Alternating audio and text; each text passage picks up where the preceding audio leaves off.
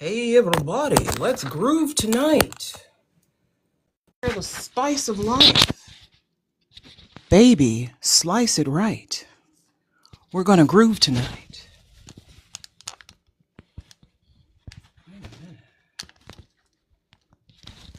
Hey everyone, let's groove tonight. Share the spice of life. Baby, slice it right. That song is stuck in my head. And so I'm sharing it with you to get it out of my head. Let's groove tonight. Share the spice of life. Baby, slice it right.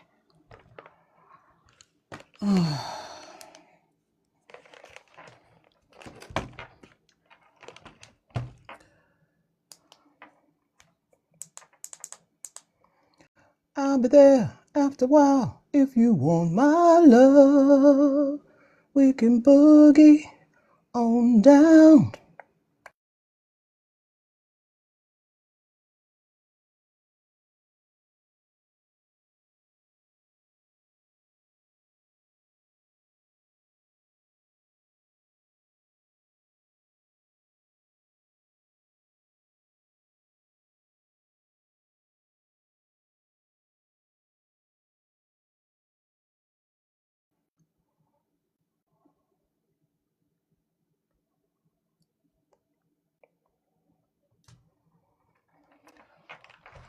I'll be there after a while. If you want my love, we can boogie on down.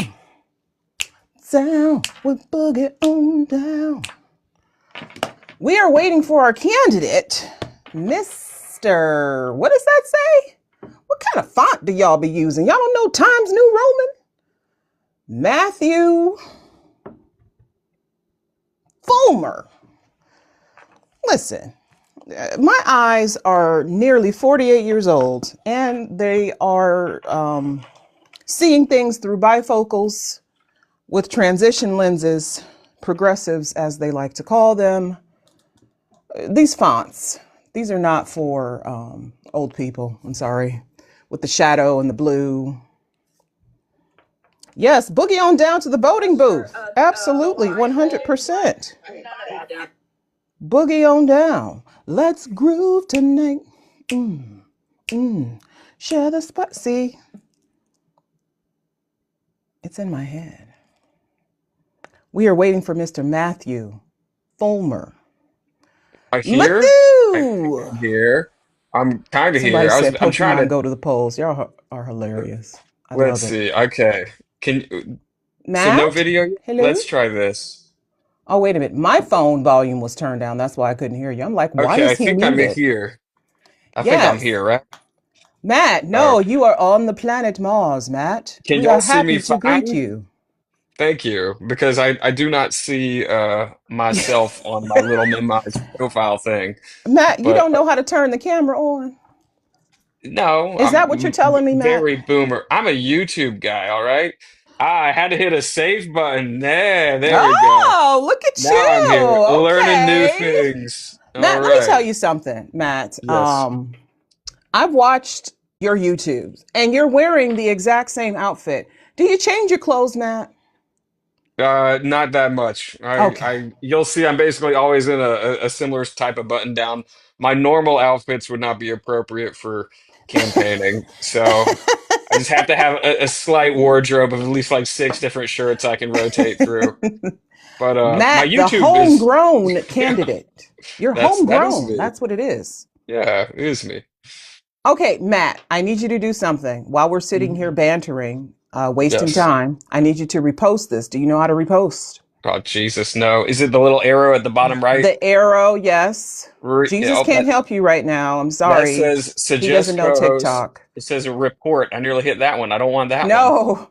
Repost yellow. Repost and then also I add to your reposted. story. You're going to add it to Okay. your story, okay?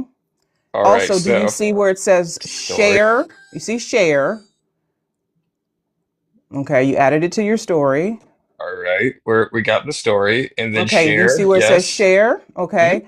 just a list of your followers, probably your meemaws and your cousins. Click and let them know you are here on this town hall, this very important meeting you're having about your run for the U.S. House of Representatives, and you need them to come Oh, on down, so just share to whoever pops up first. All right. or whoever you want. You know, it could be a Okay. select group. Well, it's everyone that I'm following right now. It's not actually my followers. So it's like some of these people, like I don't know, More Perfect Union and Cat Abogazala are gonna hop in here. You know Yeah. what, though? You can also click on where it says host and it has the graphic where it says South Carolina, U.S. Congressional, blah, blah, blah. And then a list of all of your followers comes up. You can also do a search for Yeah. followers. Yeah. Why is it just like trying to contact like my phone contacts? Let's see. Suggest co-host, add a story, feedback, computer. Like If on you share, yeah, it doesn't give me an option for my no, no, no, followers. press down on the where it says host. You see where it says host? Where does it say host? Where the graphic is? You see Oh where our yes. vote counts? You see where our, Yes. okay. Yes. Press down, Oh, like long press. so it's not the gift unlock stuff. No, No. long press. Got it. Got it. You see where it says Long clear press. display, report, manage feeds, Mm-hmm. and then you Mm-hmm. see a list of people comes up. Yeah. Yep. Okay. And you could just go all the way down the line. Or you can search for people you want to send it to. Okay. Yes. Sent, They're sent, send, going to be and like, then more Matt, friends. what's wrong, Yeah, Matt? why is it always picking friends as opposed to just like why isn't there not a button to send all my followers? Like You why know would it do what? this to me? Because maybe you don't want to send it to everybody. Maybe there's some people like your coworker who you don't really want following you in the first place. And so you don't want to send it to them because you don't want them to see you give your opinion on politics. Nope, that's not it. I would really just like to send it to my 1,000 followers I worked very hard to have. But Did you okay. did you did you advertise this on your social medias? Did you I, tell I people you're going to be here? I did. I Okay. reposted y'all's story, but then I had Rogue DNC do another one, so I reposted his too. So Okay. how Okay. many people do we have in here? We have a good crop of 11, Matt. Okay. All right. So I let you down. No, We no, no, wanted no, no, more. no, no. No, listen, Matt. Listen. Imagine you were about to answer these questions in a room of 12 people, right? That's still a Uh-huh. lot of people. Oh, I mean, it feels good too. I mean, I like intimate Yes. settings. And not only that, when we finish here, you'll get a YouTube video, YouTube what do they call it? Whatever. Video that you can share on all of your social medias. You can clip it, be like, "Oh, I really like the way I answered that question." And then you can share it throughout your social medias. Yeah. So, yeah. So whatever people missed because they were too busy probably having dinner with their families Yeah. or watching some kind of March Madness basketball competition, they can Hmm. see it later. So Okay. So y'all are on YouTube too, right? Not just TikTok. we're only streaming on TikTok because Okay. of our limited capabilities here. Okay. All right. Unless Matt, you want to come work with us and show us how to do multi platform streaming. Y'all are professionals around here. I'm sure you'll find your way. Matt, we need help. Help us, Matt. Yeah. Come to us, Likewise. I'm Matt. trying. But yeah, so we post it on YouTube after the program Great. ends. We post it on Great. YouTube. So we Awesome. do have our own. By the way, yes, everyone, we do have our own YouTube channel. Check out Our Vote Counts. We are hiring Half Blackington. We're hiring. If by hiring you mean volunteer for a good cause, yes, absolutely. Democracy is what better cause than that? I mean, for real. Uh, our vote counts is why we are here. Our vote counts. Town hall tonight. Uh, you all can send a DM. Anybody who wants to volunteer with No. us can send a DM. Who's trying to eat Oh, my microphone? Yes, I'm very bad. oh. What's the cat's name? His name's Dusty. Oh, Dusty or Yeah, Dustin? Dusty. Dusty. Oh, Yeah. how hmm sweet. We should do Yeah. like a pets of OVC. We've had lots of pets make appearances here. But yeah, send us a DM if you want to volunteer with us. Please, please, please. Because we could do more of this if we had more hands. You see these two hands? I only got two. I can't do everything with just these two. So please work with us. Come to us. Our Vote Counts is a nonpartisan coalition of citizens from diverse states and backgrounds. I'm in Ohio, by the way, united by a shared commitment to empowering voters and promoting candidates who stand for integrity, inclusion, and accountability in the upcoming elections. Our Vote Counts is more than a name, it's a promise, a movement, and a rallying cry for democracy. Together, we are shaping the future, one informed vote at a time. Yes, we are. And tonight, we are speaking with a candidate from the great Palmetto state of South Carolina, Mr. Matt. Mr. Matt Fulmer, right? It's That's Fulmer. it. Yeah, thank you Fulmer. so much for Okay. having me. Matt, you are running for the Dem primary, right? Dem Yes. primary, Yes. U.S. House of Representatives in the first congressional district of your state of South Carolina. Yeah. That's wonderful. Matt is a South Carolina native who was born in Columbia and raised in a hardworking middle class, uh, middle income family. Yes, much like myself. You spent much of your adult life working in the service industry. Great, including more than a decade in restaurants. Okay, I saw a poster or a graphic of you that said restaurant worker wants to unseat Nancy Mace, and I thought Yeah. that's kind of reductive, but okay. I okay. Yeah. You frequently credit your upbringing for you frequently credit your values and work ethic to your upbringing. Outside of work, you enjoy connecting with people from different backgrounds and engaging in conversations about real life issues. We have a lot affecting your community. You are trying to unseat the So incomparable Nancy Mace. she's running for governor. She's already out of here. I'm just trying to replace her with someone She's who's running for. I did not she's know yeah, she's that. our problem now. She's not y'all's. So I did not she's know that. she filed like yesterday, so she's Nancy running for governor. Mace. She didn't Yeah. let us know. This is breaking news. I don't think Yeah. anybody talked about it because everybody was talking about the melting water over at the airports. So nobody was Right. even talking about her. Yeah. So Wow. there's like 10 Republicans in that primary, but it's So they're she's probably all just taking corporate PAC money. So yeah, it's like we but we got other things to fight. So, Matt, I'm going to tell the people a little bit about your district, and then I want you to tell me a little bit more about yourself and why you are running for Congress. South Okay. Carolina's first district is a coastal, low country. Doesn't mean it's low, it's low lying, okay? hmm District centered around Charleston. It includes Charleston County, Berkeley County, Dorchester County, and Beaufort, the Hilton Head area. Total population around 797,000, a lot of people.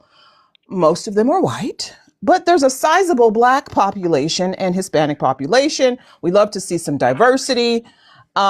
So again, you are running for Congress. Why? And tell me more about yourself, Matt. Right. So, hey, everybody. My name is Matt Fulmer. I've been working in restaurants for the last 12 years, and I am experiencing an inversion of America that I'm sure most of you are. I make the amount of money most people make. I got to navigate America in the way most people do. We're seeing corporations make record-setting profits, while most Americans are being priced out of the most important moments of their lives, from starting a family to being able to retire. I work with people that choose to live out of their cars rather than pay $20,000 for a studio apartment. I work with people that are coming to work after already working their other job. I work with people that have tens of thousands of dollars of debt from college or are not going to college because of the price. And most of us are looking at a future where we're going to have to work harder just to have less unless we do something about it. And running for office is one of the ways we can do something about it. So, yeah, Okay, I so can keep is going. is there anything special about you, Matt, that you would like the people to know? I don't think there is, but I mean it's special that like a very regular person decides to run for office, right? And I say if we keep sending people to Congress that have succeeded in America as it is, they are less likely to know all the ways in which it's failing people. So I guess compared to the normal crowd of people who try to attempt what I do, yeah, there's a lot special. And it's that I'm not afraid to fight for the future I actually believe in. You know, I can clearly say I believe in single payer healthcare. I believe in public guarantees for healthcare, for childcare, for advanced education. I can talk to you about how in Oh, Germany and we're going to Finland. talk about Yeah, it. we do all We're going to that. talk So about yeah, it. But what I no. noticed about you, Matt, in your YouTube videos Mhm. is that you're not afraid to speak in front of a group of people. Do you have a background in theater, Matt? You are the only one who has figured that out. You snuffed it out. So I went to the South Whoop, Carolina whoop. Governor's School for the Arts and Humanities, which is like a state-funded Oh, high school for artists. So look at yeah, you, I did. Governor School. Just Okay. high school. Hmm. Well, still, that's very special. You decided, you know what? I'm not built for Broadway. Can't do the No. great white way. Wow, Matt. Well, there's a bit of acting involved in running for office and also being in office, so you should do great. I Matthew, Matthew, I have an icebreaker, although I feel like we've already broken the ice. If your Mhm. personality today were a weather alert, the weather's been going crazy. We're in asteroid meteorite season, apparently, according to NASA. If your personality today were a weather alert, what would it be? Light drizzle, tornado, heat advisory, fog? No, just a clear sky. I think I'm running on this stuff that most people are thinking. So yeah, just a Oh, clear sky. That's all it is. not a cloud in the sky. No, no. Matt. Yeah, Matt with not a chance of yeah, rain. Oh, no, I like yeah. it. Okay. All right, Matt, let's get down to this. Stop being friendly with each other. Let's get down to the questions, Matt. You've talked about guarantee. Speaking of questions, if you're in the audience and you have a question for Matt, you are free to hit the multi-guest option to come up and ask him yourself or put the question in the chat and I will ask him. He can also read, so he could probably read it to himself. Also, please be nice in the chat. Please be nice when you come up. Matt, you know how to use TikTok friendly language, right? Like, don't say, I got the memo. I got the memo. okay, great, Yeah. great. So I won't have any problems out of you. That's Okay. wonderful. But yes, also in the audience, please be kind to each other. Oh, the world needs more kindness. You've talked, Matt, we're going to talk about education. You've talked about guaranteeing access to advanced education for all Americans. What would that look like in your district where many working families are already struggling with rising costs? And how would you make sure students in places like Berkeley and Charleston counties can actually afford, for instance, college or trade school? Right. So I draw a lot of inspiration from other nations that already have tuition-free or very affordable college programs. In places like Germany and Finland, students are going to college for under $500 a semester. And what they do is they just directly fund the colleges, but that gives them the ability to negotiate the operating costs and what it costs students to attend. So in America, we give kids, tens to hundreds of thousands of dollars in the form of loans, and colleges can just keep raising the price because the kids just keep getting more money and can't negotiate a good price for themselves. In other nations, they will directly fund the schools, but the schools have to control things like the executive salary pay, expand the student body, keep tuition down, keep fees down, limit the administrative pool. And of course, they don't have a lot of the bells and whistles like the multi-million dollar sporting programs or gyms and stuff like that, or even the multi-million dollar advertising campaigns because they don't need it.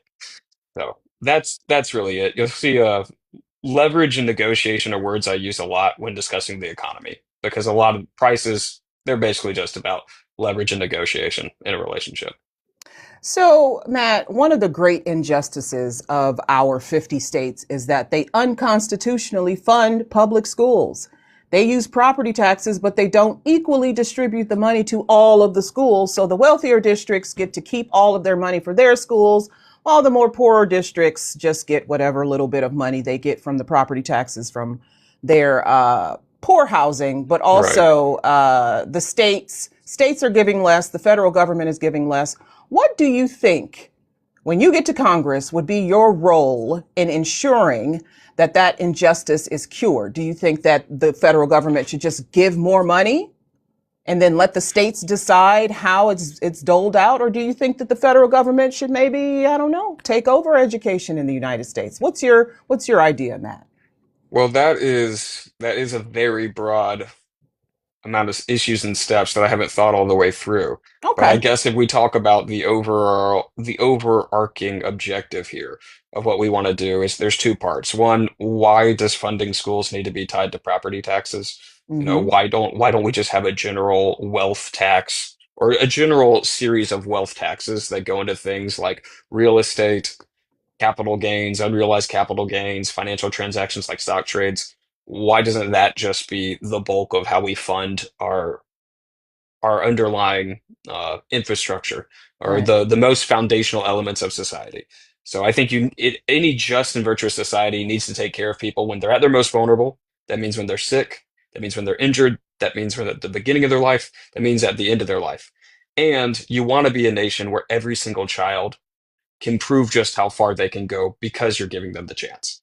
So, however we get that money into the pot, we should probably focus on the passive income streams that are generating most of the money in America right now, not people's active labor, and certainly not property taxes for people that don't have a lot of property. And then it's going to probably, because of the way America is designed, yes, there is going to have to be a partnership between the states and the federal government. But if states want that money, they're going to have to agree to a certain list of criteria. And what would be some of that criteria, do you think? Because, you know, Congress, power of the purse, appropriations, et cetera, they can put, you need to do this, you need to do this, you need to make sure of this. With those different appropriations, what do you think some requirements should be for to receive funding from Congress for education for the states?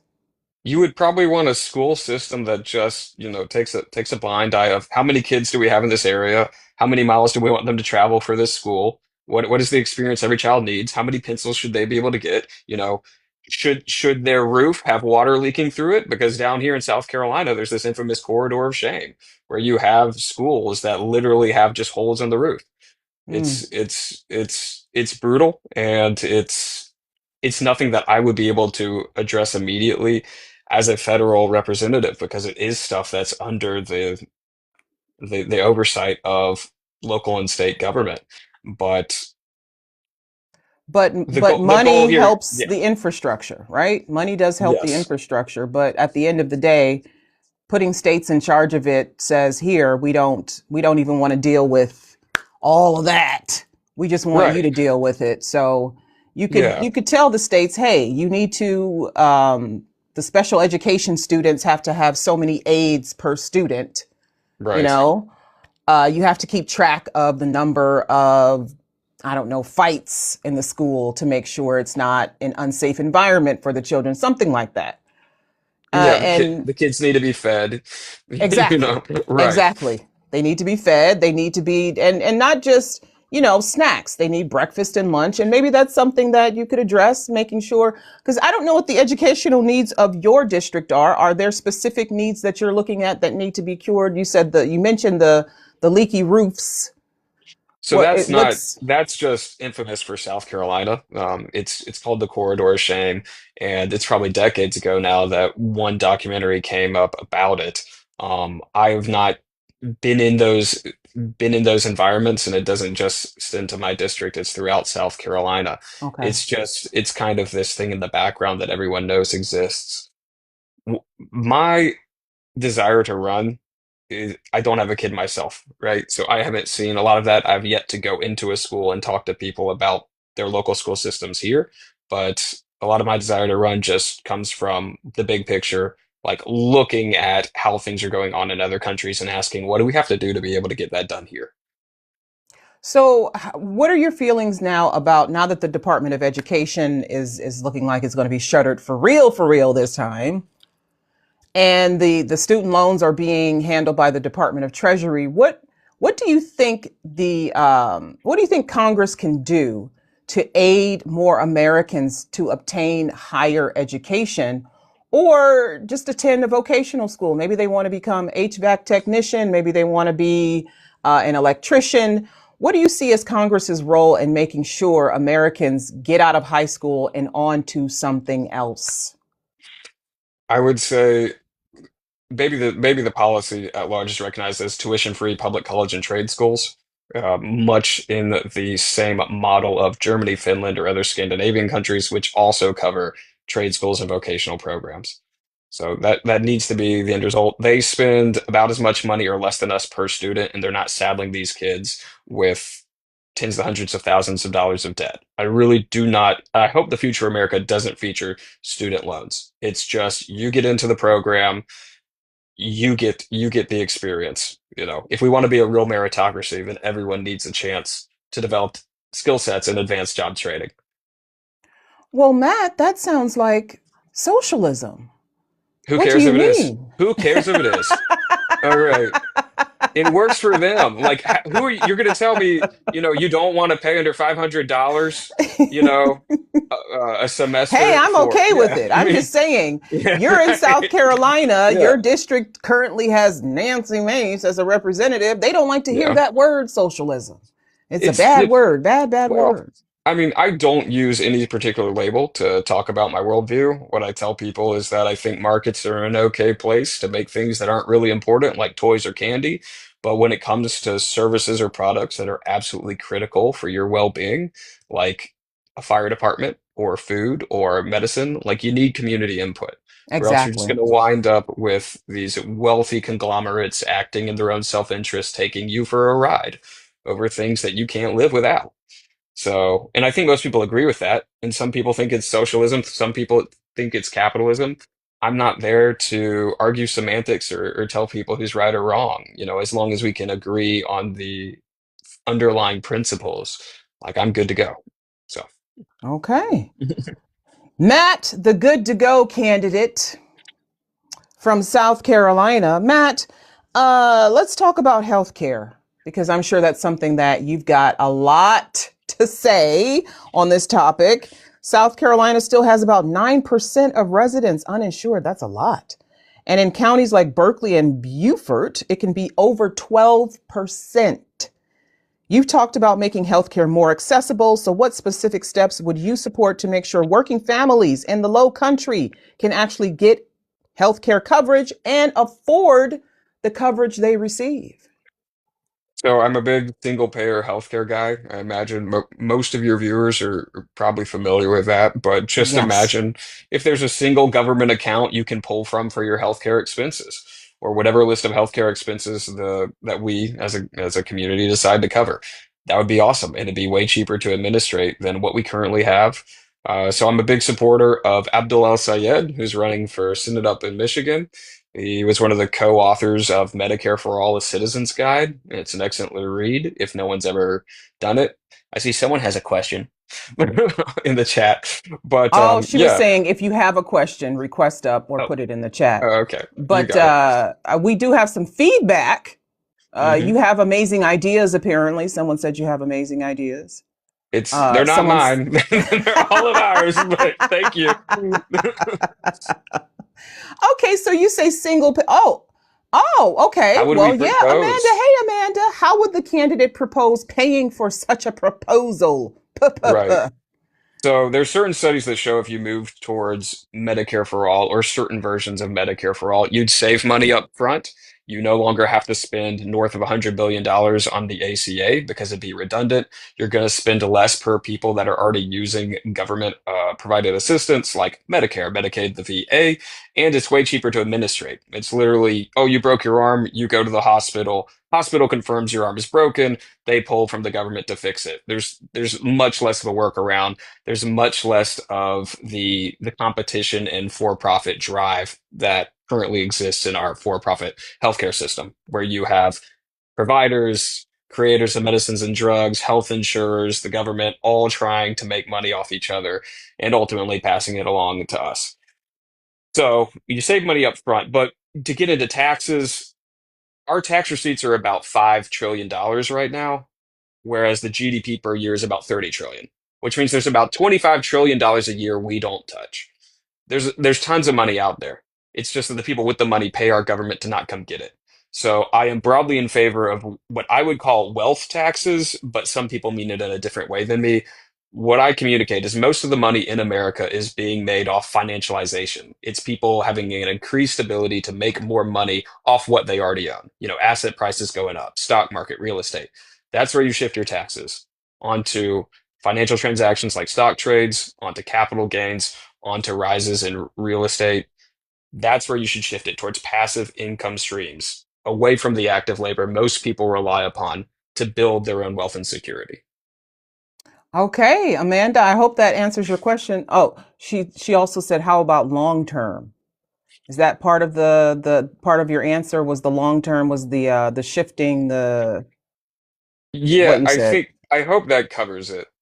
So it Okay. seems like she's satisfied. Thank you. Yes, I I'm just appreciate making it. sure. Yeah. We're people oriented around here. You see all the Yeah, people in the likewise. graphic? We're people oriented. Oh, Yeah. thank you, Amanda. Thank you for popping in, Amanda. I appreciate you. Amanda is a teacher and so much more in the state of Colorado. Mhm. Uh, Amanda Pretty state. Amanda loves to talk about politics in the most neutral way possible. I do not. I don't like Nancy Mace. That's Matt is okay. running for Nancy Mace's seat. Her seat, apparently, she's running for governor as of tomorrow. I mean, yesterday. Yesterday, tomorrow, whatever. What day is it? I don't know. Matt, you've emphasized your experience working alongside people in the service industry, which is very tough. My daughter works in the service industry. How have those experiences shaped your views on employer based insurance? And what changes would you push for to help workers who don't get benefits or can't afford them? Well, single payer healthcare makes the need for employer-based insurance redundant. So if we have that, people no longer have to negotiate for health insurance from their employers. Their employers no longer have to pay it. It would actually be a big economic stimulus for us. You hear some people say that they're spending more on health insurance than they're spending on actual payroll. So yeah, single payer covers So, that base. so when you're out in, talking to potential constituents and you're talking to them about the different issues and things you want to do differently from the incumbent. When you start talking about single payer, do you see like their eyes twirl, or do they light up like, yes, that's what I want, that's what I need, that would help my employees, that would help me, my family? Are people excited about the idea, or are they like, come on now, Matt, get real? Most of the people I talk to are Democrats, or at least showed up to an event hosted by a Democratic club or organization. So, Mm-hmm. they might be a disillusioned Republican. I think the easiest way to communicate to people is to not use academic language. You instead just illustrate it. Right. Like at the begin Right. earlier in this thing, I said, imagine if you were hurt and you were just able to pull, money for your healthcare payment from a government fund. So I illustrate it with that sort of language, and then I can give it a name. There's other people that you don't need to do that. You just have to have it out on like, is it good or bad, the pros and cons. And I'd say that just polling shows that most people are in favor now of some kind of government provided insurance or government provided payment plan. I think in November there was I forget the group that did it, but I'll mention it because it's just directionally correct. I don't remember if they said Medicare for all or if they said universal health care or whatever kind of Mm-hmm. language they used. But even about 49% of Republicans supported the sentiment. And of Okay. course, much more Good. for independents and Democrats. And of course it would be. Bernie, spent a long time out there fighting this fight. And even though he didn't win the battle, it seems like he's winning the war. And America's current healthcare system is making the case against its own existence. People are seeing, even after the ACA, dramatic rises in premiums, deductibles, and other expenses they have. And so they realize more clearly than ever, just a for-profit healthcare system is not going to be a for-people healthcare system. And they're looking around at other countries. It's become common knowledge that Americans are getting ripped off, and it doesn't have to be this way. So, That is yeah. true. It doesn't have to be this way. And Amanda made a point about the labels. Yes, the labels are Hmm. absolutely destroying us. They're, they call them the silos, Yeah. rather, Hmm. and we're not solving any problems when we're trying to label each other and figure out what one party wants based on the color of their politics.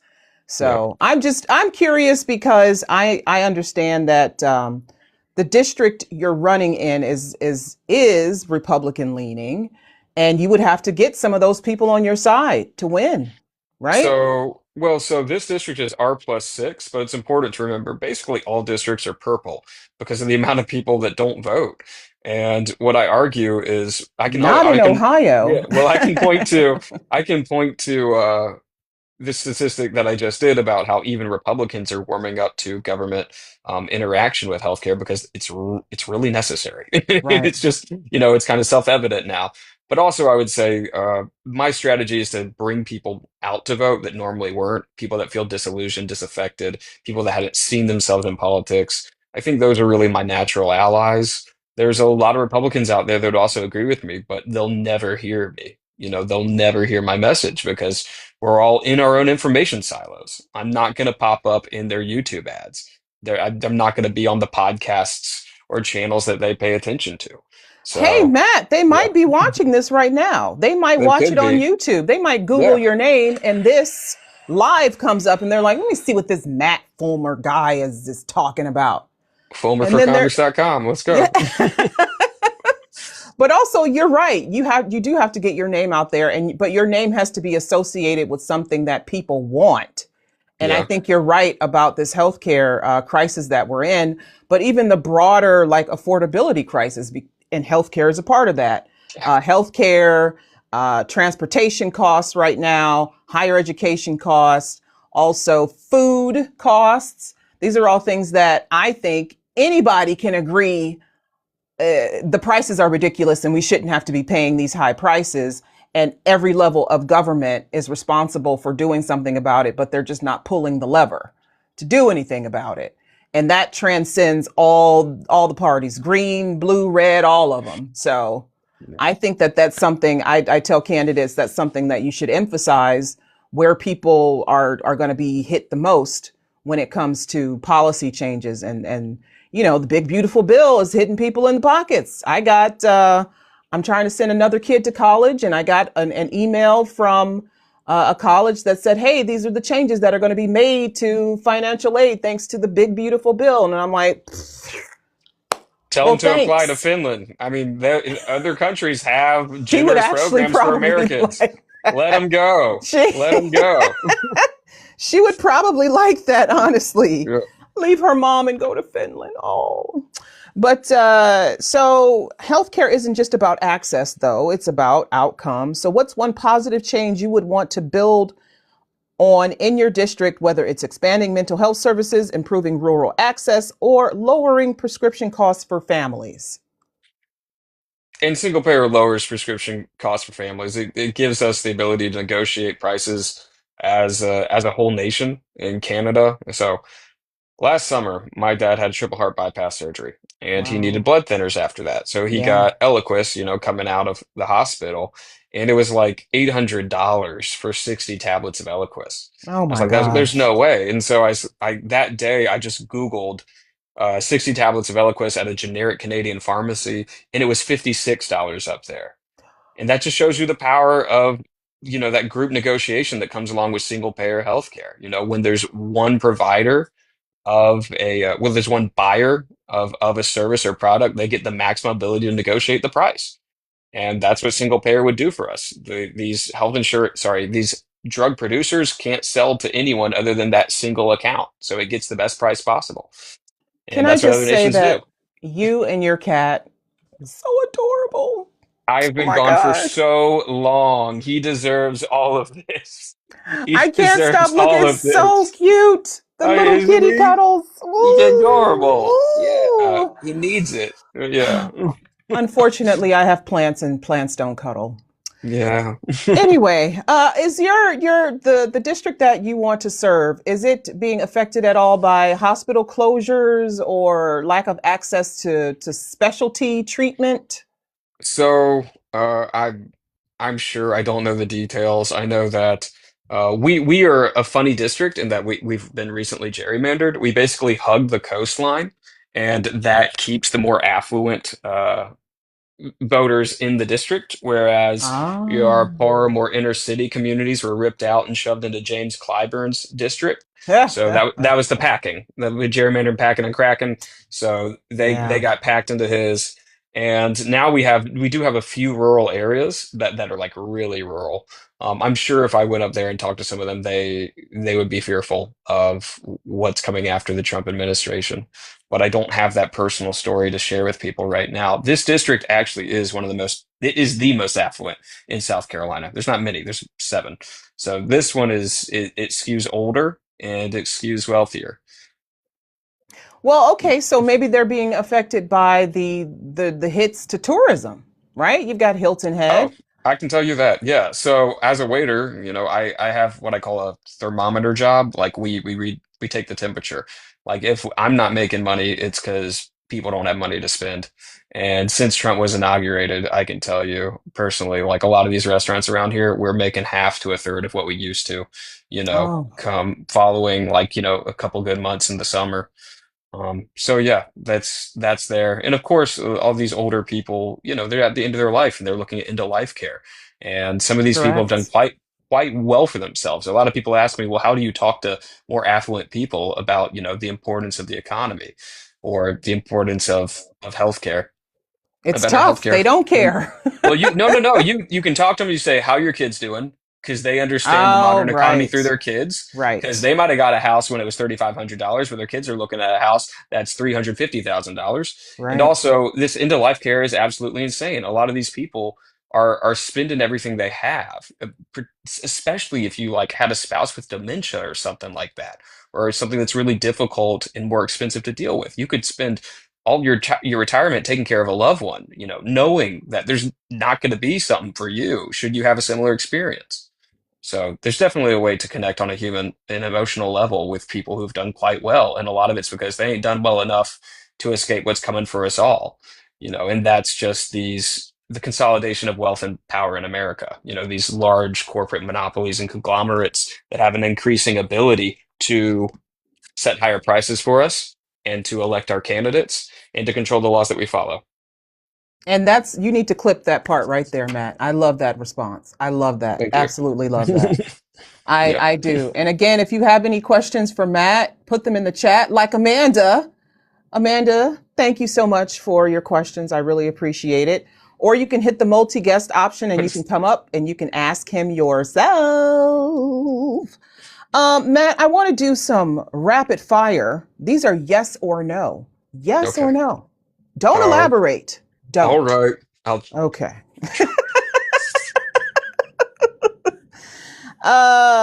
Flood mitigation funding increase or maintain? Well, I guess that's not yes or no. so increase or maintain. You're gonna Increase or have to do maintain. increase. Yeah, I mean, we're at risk for environmentalism in a unique way around here. If you look at like the trajectory over 50 years, it's not good for us. So it's the low country because it's close to sea level. Yeah. FEMA pricing, reform or keep? In A, yeah, haven't thought about it. Yeah, you have really specific questions, and it's just, yeah, Matt, yeah. do you know that you are running for Congress in the U.S. District 1 and Have you that seen we some of the have people to I'm ask running you against? about, we have Yeah, to, you go ahead. I'm not upset. listen, This is got to Google later. Got to have a good answer for this one. you have to be smart, but not too Yes. smart. You got Okay. to know stuff, okay? You do. You don't have to answer my questions correctly, but by the time you get to June, that primary, you better have some answers, Matt. You're certainly right, but everyone's ignorant about something. We're actually all more ignorant than we are knowledgeable. It's Listen, true. Matt, my problem is that I am extremely smart, and I Hmm. expect everyone to be extremely smart. Hmm. And I'm sure you are extremely smart. I, I I hope just so assume about you some are. stuff. I I hope so too. Let's see. Let's give Matt a softball here. Short-term rentals, Matt. Limit or permit? Or permit short-term rentals. Like Permit short-term rentals. Yeah. Airbnb, Verbo, all of that. Do you think that hurts or helps your local economies? Oh, I mean, I think you should have the ability to do it, but going into housing, you just need to have new taxes, whether on housing, whether it's land, property, some kind of real estate tax. You want to disincentivize people that have a bunch of property from buying more property. It should become more difficult to buy an additional acre once you already start to have a whole lot of acres. So that is how I would help housing. That's where we got to focus on. There's only so much land, and if you don't protect it, I you told can't be him not to surprised. elaborate. I told him not Oh to God. Okay. Yep. There we go. But it's more fun. Okay. Go ahead. elaborate. Only so much land. If you don't protect it for everybody, you can't be surprised when a small portion of people wind up with the majority of it. I agree. I So totally yeah. agree. I agree with you. Yeah. So this is a good one for you. You should know the answer to this right off the bat. Seasonal worker visas, more or less?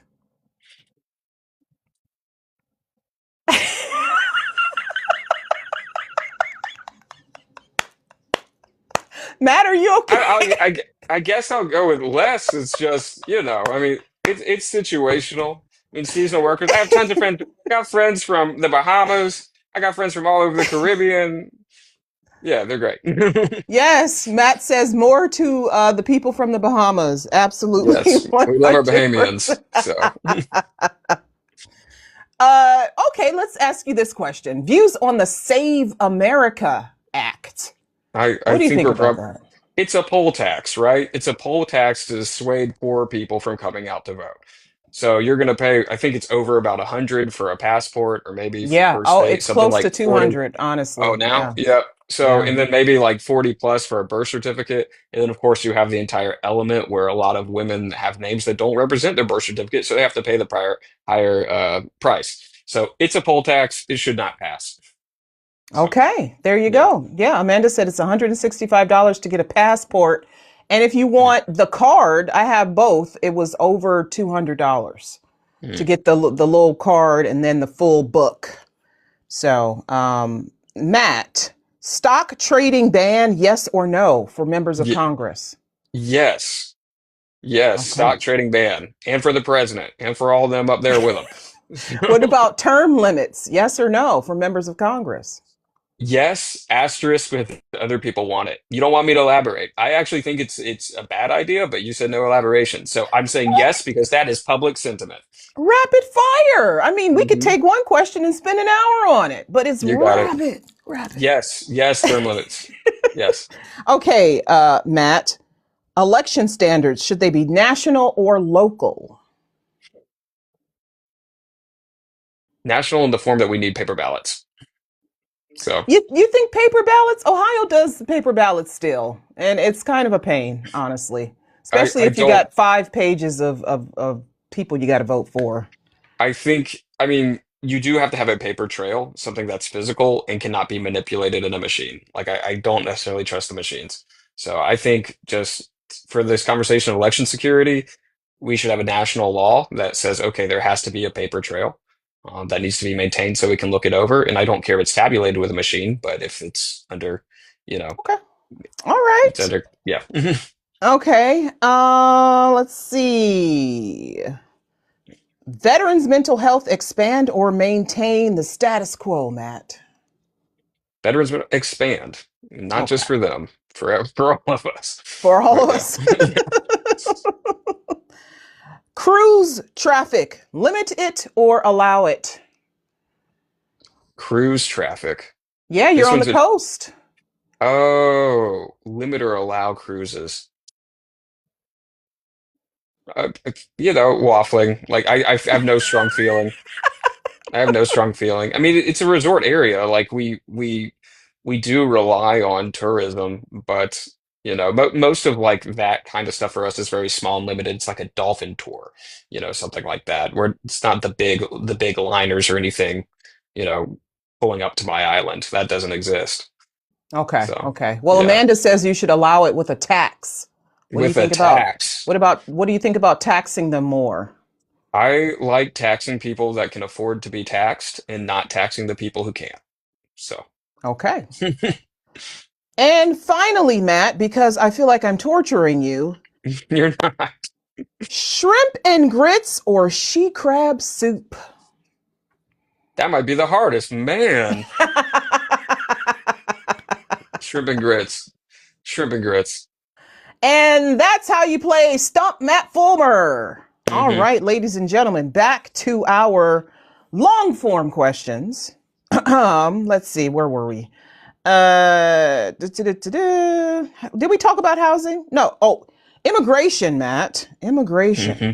Your platform calls for humane treatment of asylum seekers and even replacing ICE with a different system. How would you balance those human rights protections with concerns some residents have about border security and enforcement? I mean, I agree with the principle that we should know who every person is who comes into the country. Uh, but after that, like everyone's a human. So I do believe in abolishing the ICE. I think it has become this, or it has the potential to become a standing military under the control of the president that can be turned into a domestic police force against the American people. I believe that if you are here illegally and you are not committing crimes, we don't need to be filing you into detention centers for a year or more. We've seen many horrible stories about people that are being kept for months, being kept away from loved ones, being kept away from the medical treatment they would need. And you just wonder, what's the point of all this? Like, how does anyone benefit from this? This person, I'm sure, if you gave them a court date and then gave them a time and place to leave, they would leave. And then if they didn't, there's got to be a much faster way to get them out of the country than, this kind of imprisonment. So do you see, I don't suppose in your district you're affected by that too much, but in the like maybe the wider Charleston area or other areas of South Carolina, do you see the rumblings of ICE at maybe the airports, or they're doing big sweeps going around the different cities and doing big sweeps? Do you see that? A few months ago, around Hilton Head, which is where I lived, Hilton Head and Bluffton area, we started to see some of them. Thankfully, no personal stories to share. They haven't showed up at my workplace. Hilton Head area is a deeply Hispanic area. If you walked into a Planet Fitness, probably about half the people you're going to see are Hispanic. So, but thankfully, no personal stories. Okay, so you haven't heard Yeah. from anyone you've talked to out on the campaign trail about they're fearful of going outside or No, they that don't want to totally go to exists. That work and that exists. I do talk to people who are very much so rooted in this type of activism. I hmm have friends that are with like CHS Hotline. I got friends who just have communities that I'm not a part of, and it's real and it's really painful for them to go through. But it it's still something that I haven't been touched by yet. okay. So the whole Okay. scope of it, I'm not certain of. Okay. Okay. Yeah. Okay. Well, just for the record, Matt, you ain't got to be touched by it to understand it, right? I mean that Yeah. what you said about asylum, it resonates with me. And currently, the United States government has decided to pause all processing of asylum claims. And so people are just kind of in limbo and they may have already been waiting for 10, 15 years, some Yeah. ridiculous amount of time. Hmm. And they could have And paid money. I mean, you yeah, talk to people, it's that's like right. tens of thousands of dollars to go through this legal process And they're that not cannot getting their quickly money move you back. along. Or nope, nope, nope, They're nope. not getting their money back. I was reading that yesterday, stories from people saying that they've paid thousands and their court dates were canceled and Yeah. they're out of money because Yes.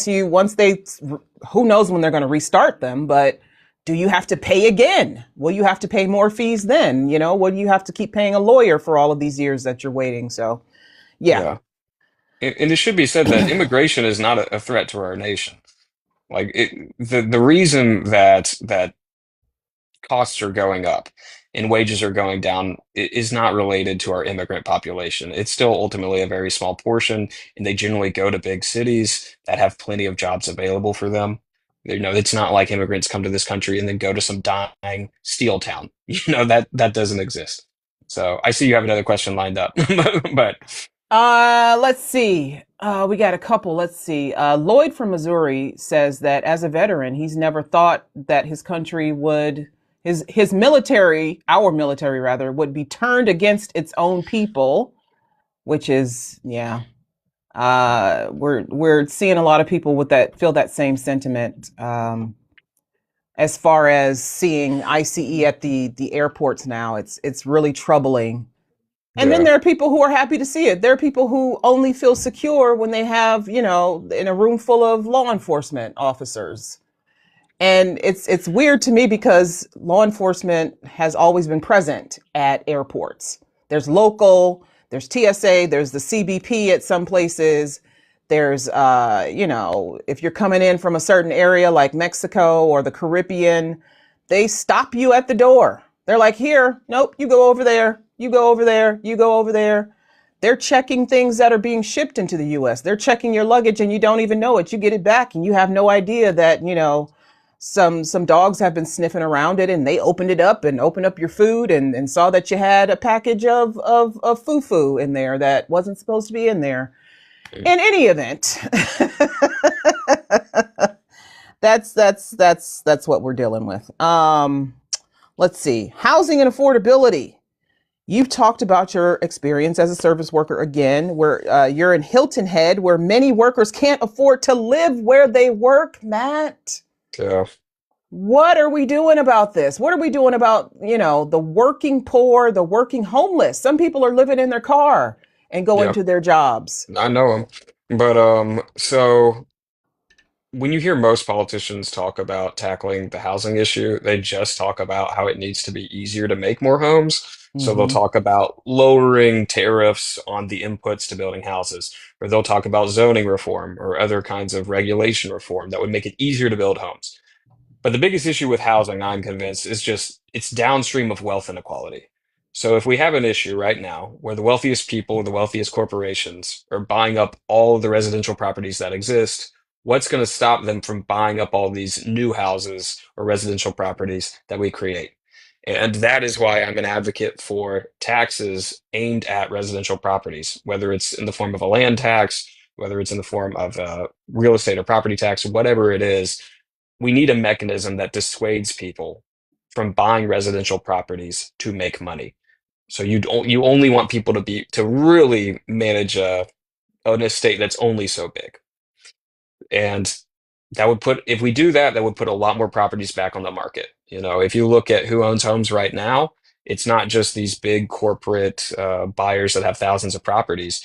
You just have these landlords or very wealthy families that have between 1 to 100 homes. There's people out there who've inherited property for generations. And what's done with that? They live in that house 2 months out of the year, and otherwise it's an Airbnb. It's a weekly vacation stay.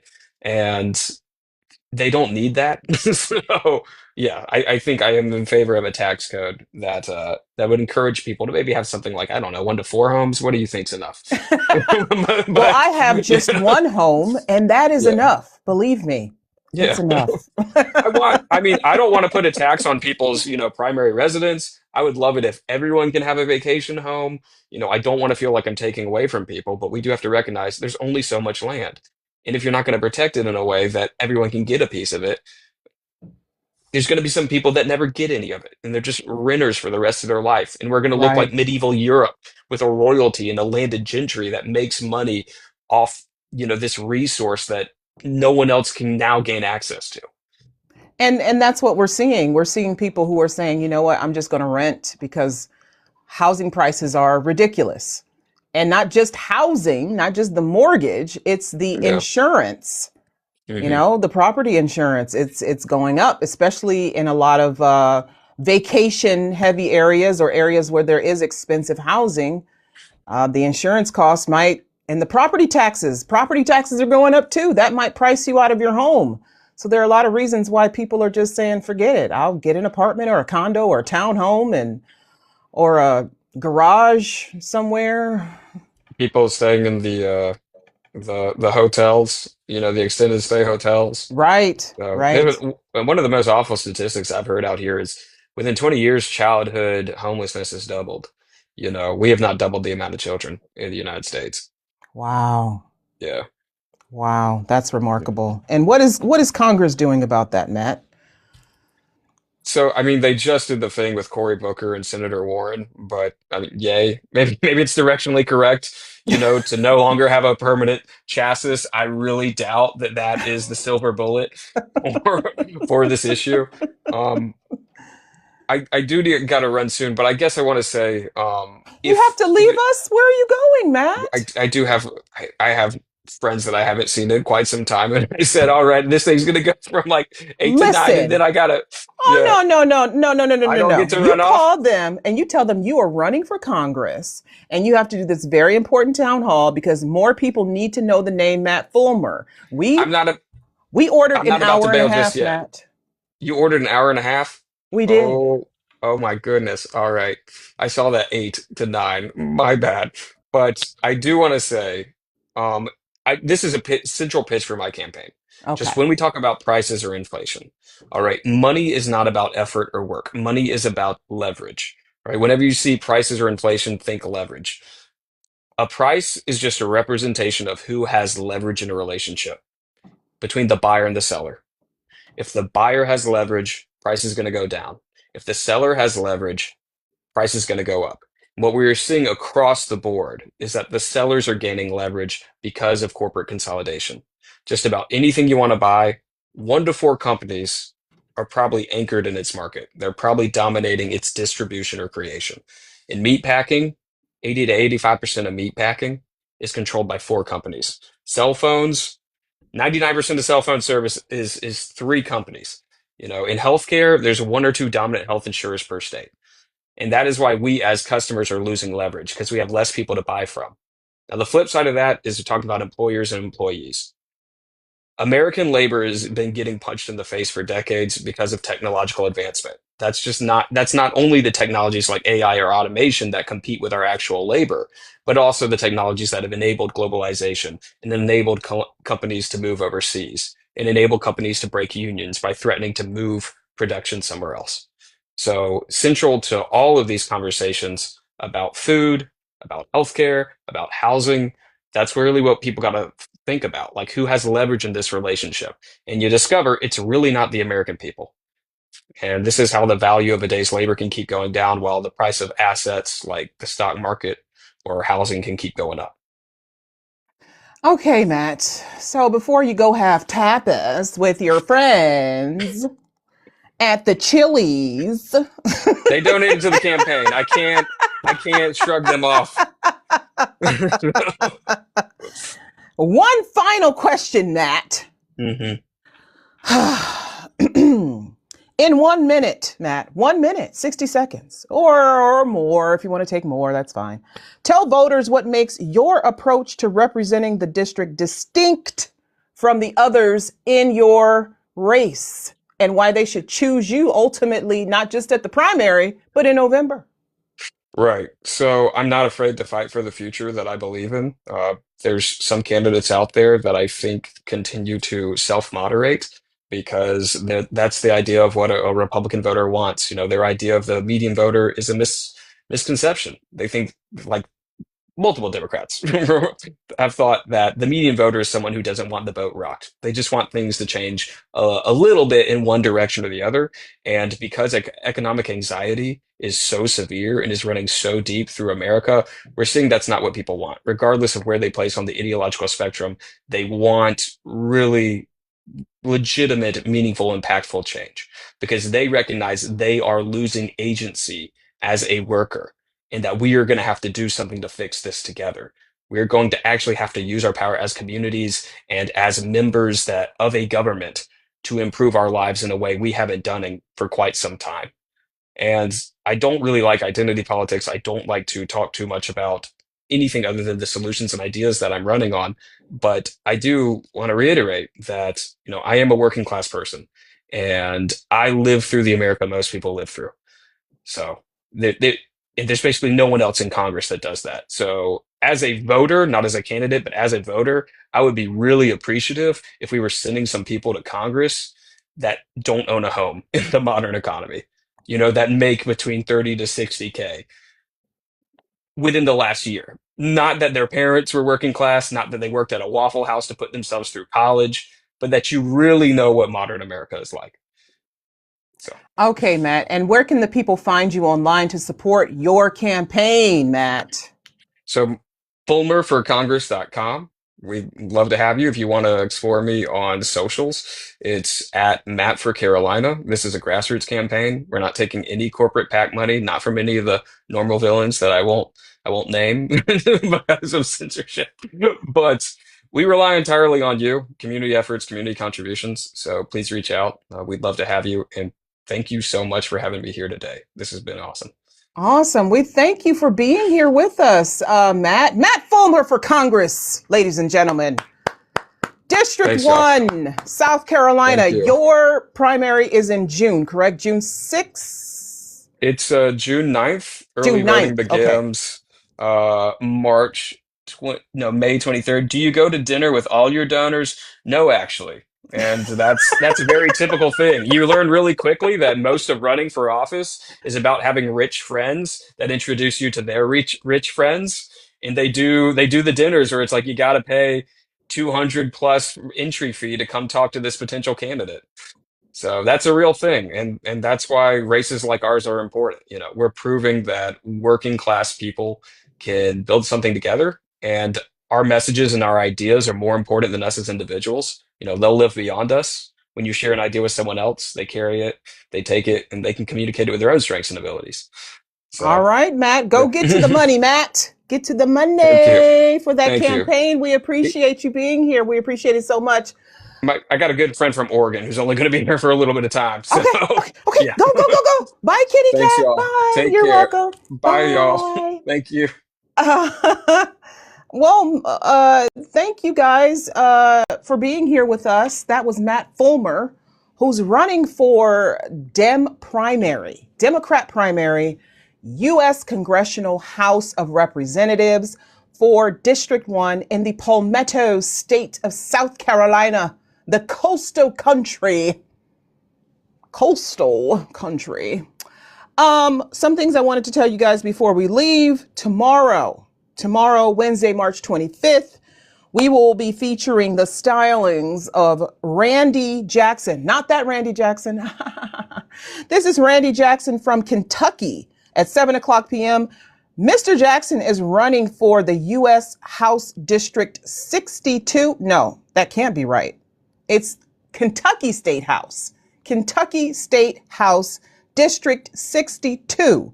Randy Jackson, Kentucky State House, District 62 at 7:00 p.m. If you are from Kentucky, keep in mind that we are now featuring candidates from states who have primaries in May and June. So if you don't see your favorite state anymore, it's because they already had their primary. They already did. Sorry. So Kentucky, 7:00, and then followed at 9:00 by Brian Varela from New Jersey. Ooh, New Jersey. Ooh. Who is running for the U.S. House out of District 7 for New Jersey, for the state of New Jersey at 9:00. So Randy Jackson at 7 p.m. and Brian Varela at 9 p.m. Kentucky, New Jersey, America. Also, we have a Discord. Our Vote Counts has a Discord, and we want you to join us there for just all kinds of discussions and little groups. We break out into little groups and we do songs and dances. No, we don't. But we do have discussions about candidate issues, political issues, news stories affecting the political sphere. Yes, political sphere. We also encourage you to send us a DM if you want to be a part of our team here. If you want to do what I just did. Did you see what I just did? Did you see how I did it? It ain't easy, but I make it look easy. It's called moderating. And if you want to moderate with us, it is a volunteer position. And you know why? Because we're poor. Honestly, no. This work here is grassroots. All of this is grassroots. All of it. This TikTok live is grassroots. The candidates are grassroots. You saw Matt just had to go pretend to like a crab sandwich because somebody rich is paying for it. Maybe he does like crab sandwiches. I don't know. But DM us if you are interested in being a moderator with us. Yay! All you got to do is be comfortable with being on camera, because you do have to be on camera. You have to be on camera.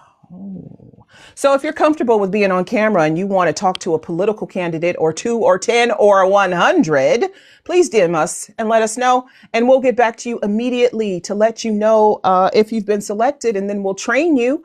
You don't even have to come up with the questions. Sometimes I come up with those rapid fires.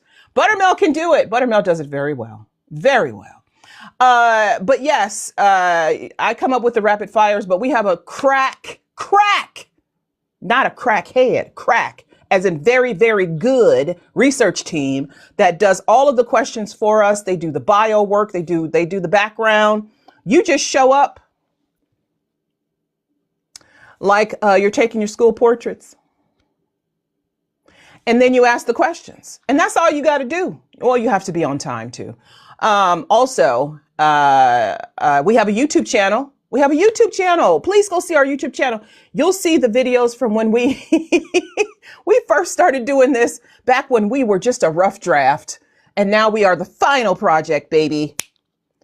And you'll see how far we've come. You'll see all of the candidates that we've done from Oregon to New York to Florida, Texas, Kansas, Arkansas.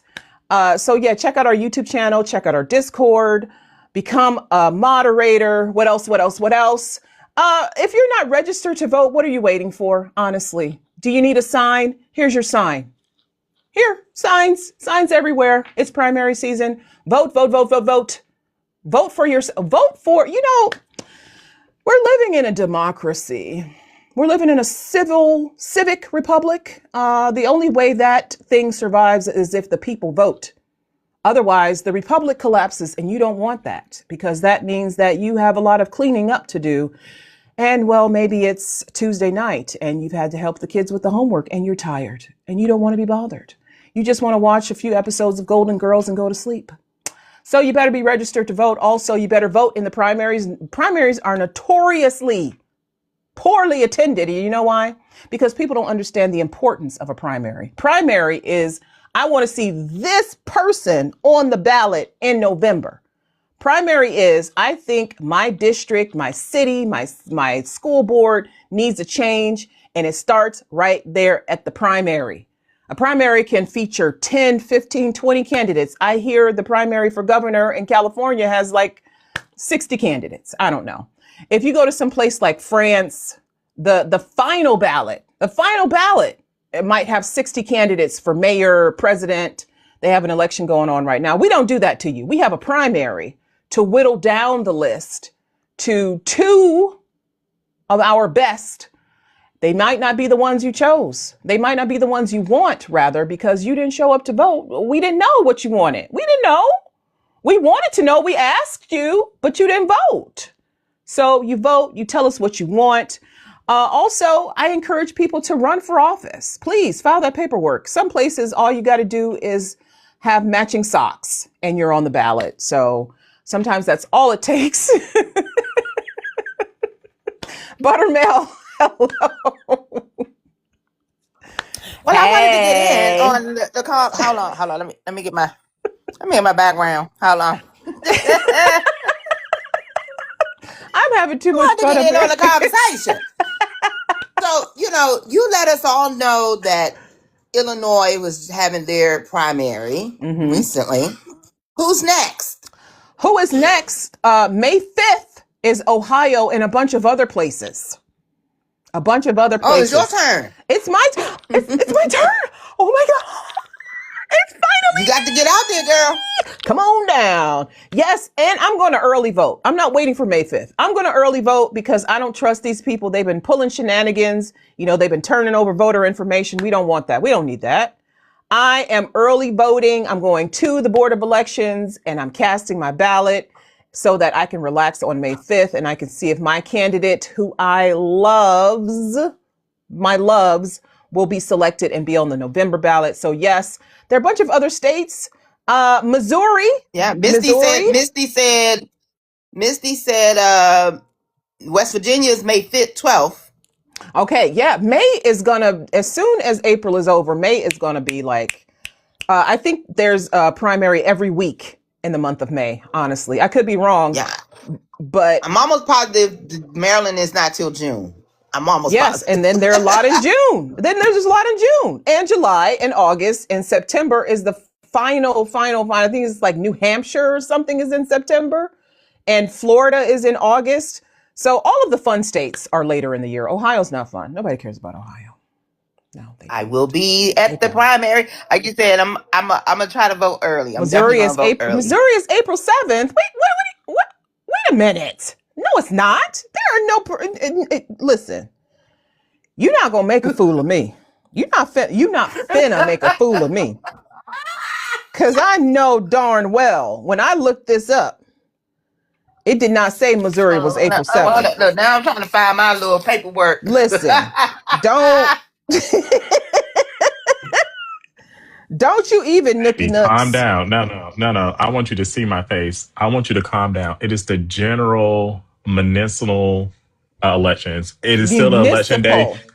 Yes. And people need to get out and vote because, baby, if you're in Missouri, especially in St. Louis, they're trying to get rid of the 1% tax hike. Y'all need to vote that in, okay? We are going through trying times around here. It is so important, okay? We know we see your hair. Oh, that is important. Nookie can't go to his hair appointment because they're trying to get rid of the tax hike, y'all. Spend some money in Missouri. The weather has been too crazy here.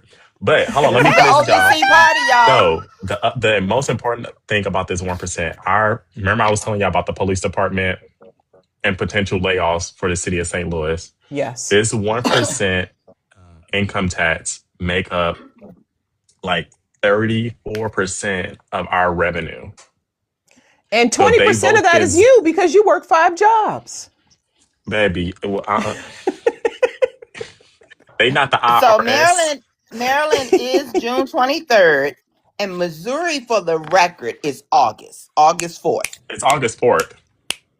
Yes. But what do we always say? Who has the most effect on your life, though?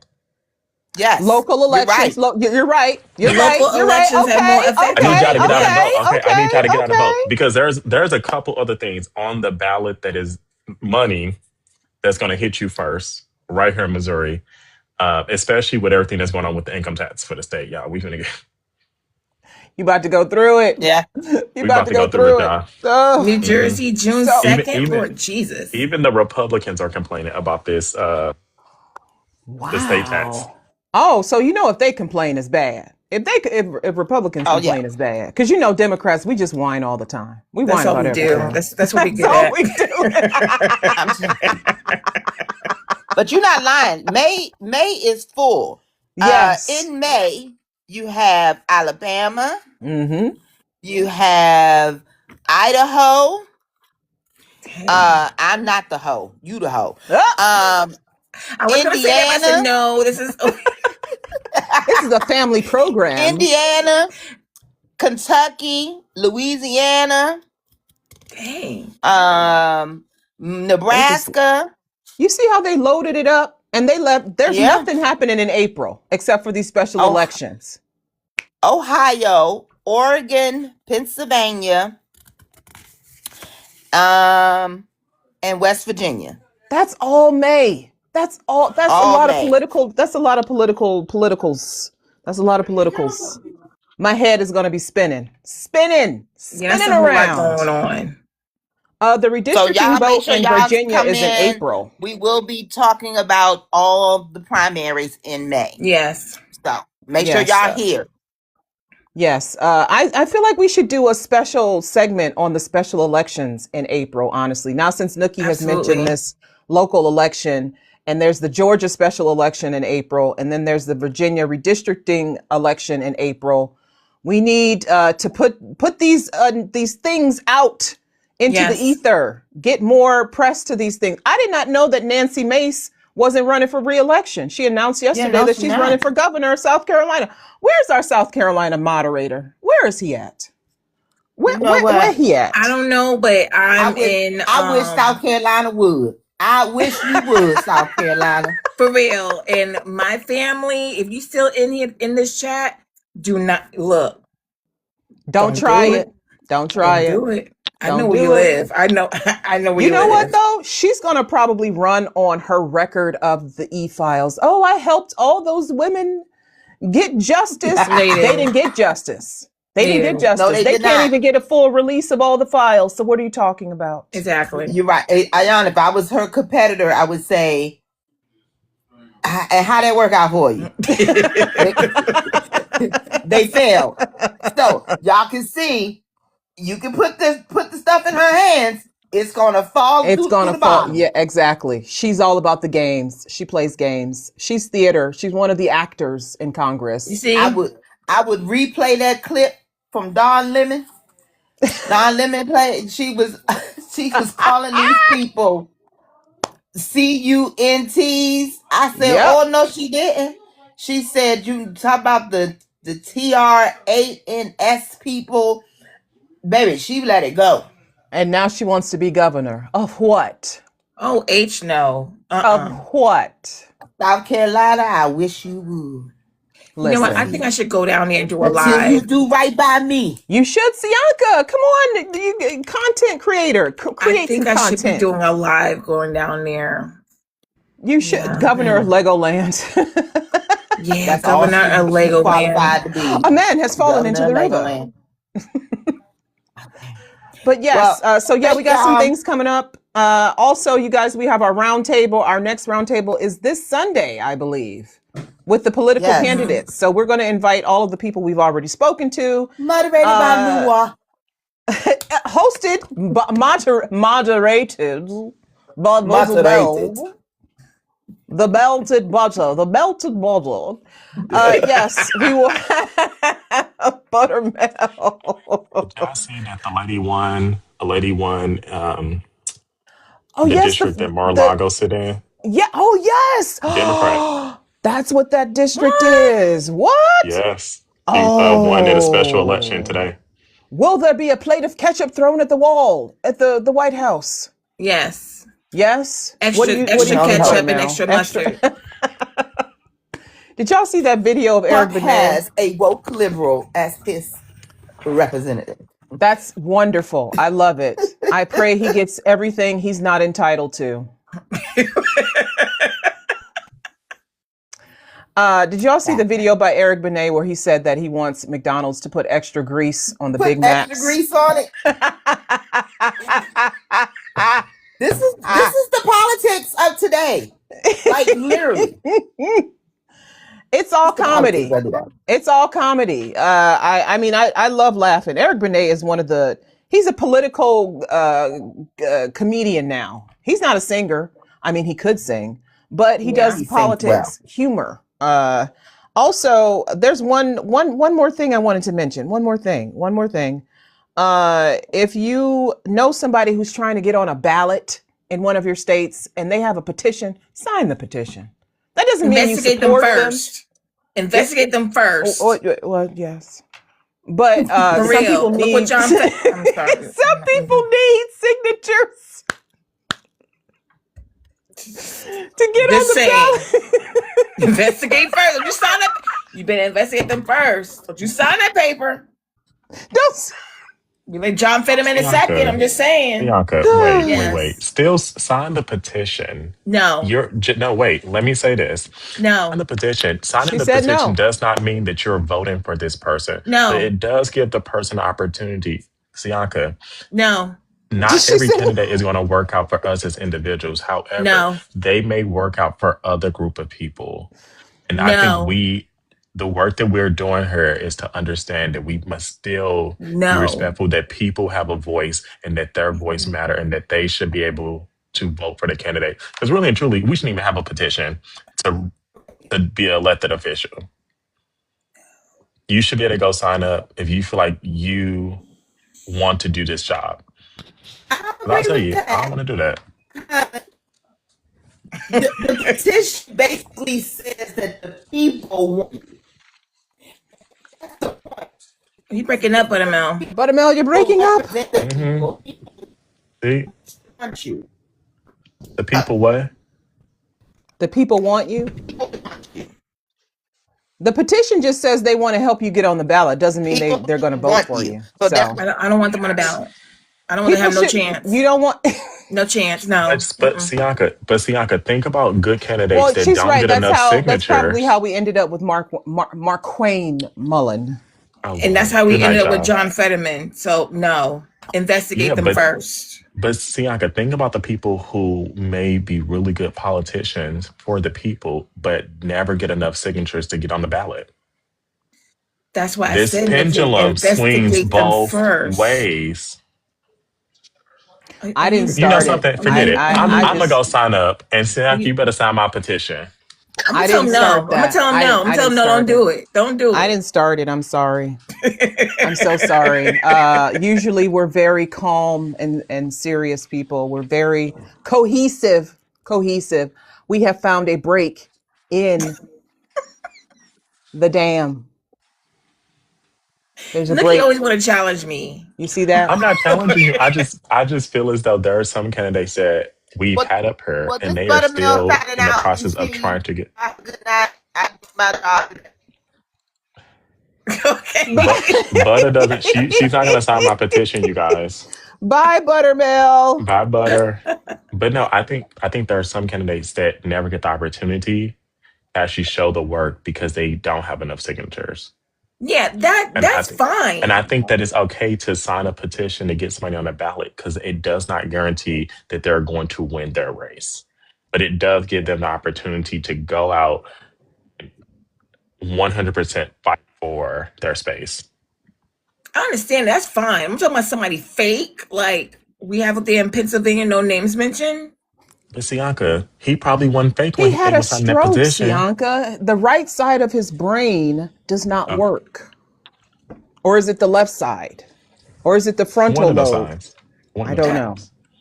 Then you have to have a physical before you have the petition. Perhaps it's the hypothalamus. People change, and this is why we always speak also to holding our candidates, I mean, not our candidates, but our elected officials responsible for the choices that they make in office. And that's because why some people get into office, they get a little money, and people But that's why they need a physical. Out there in public, no, this person have health issues. No, go sit down. We'll find somebody else. I'm not even just talking about health issues. I think it's like when people get a little power, people mindset change. Oh yeah. So I think all these situations go. There's not a straight line to figure out who's going to be the best candidate and the work that they're going to do and how it's going to affect you. I think research do help. Right. Stand on top of them, what they're doing. Stand on top of the legislation that they're trying to pass or that they're not actively trying to pass.